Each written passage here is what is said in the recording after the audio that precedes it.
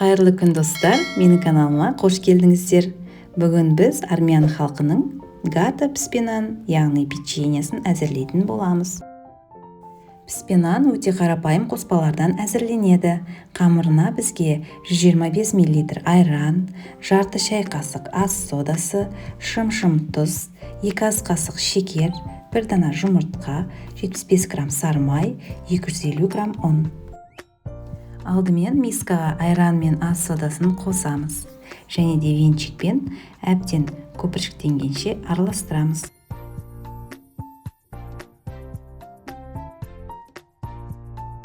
Әрі қарай шекерді, тұзды, жұмыртқаны жарып саламыз. Алдын ала етілген сармайды құйып, бір келкі сұйықтық болғанша венчикпен жақсылап араластырамыз.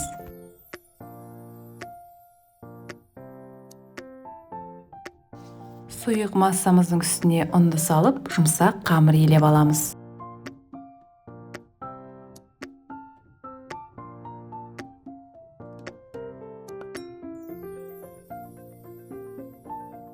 Қамырды пленкаға орап 30 минутқа тоңазытқышта қалдырамыз. Салмасына бізге 50 грамм ұн, 30 грамм сармай, 100 грамм шекер, 80 грамм грек жаңғағы қажет. Кішкене мискаға ұнды қосамыз, оның үстіне сармайды қосып, видеода көрсетілгендей етіп жақсылап араластырамыз. Араластырып болғаннан кейін үстіне майдаланған жаңғақты саламыз. Сосын шекерді салып, тағы араластырамыз.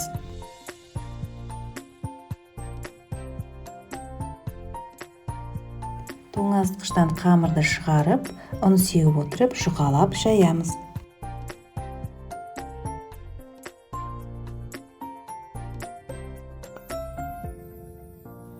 Жайылған қамырдың бетіне салманы бір келкі етіп жаямыз.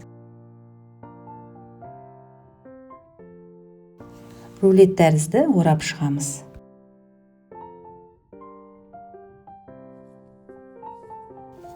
Қалың бөліктерге бөліп, пергамент қағазының үстіне саламыз.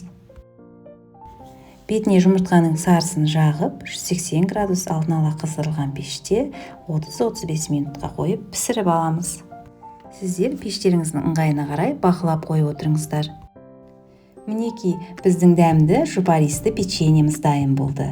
Сіздер осы рецептпен міндетті түрде жасап көріңіздер. Сіздерге ұнайтынына сенімдімін. Рецепт ұнаса, лайк басыңыздар, комментарий қалдырыңыздар.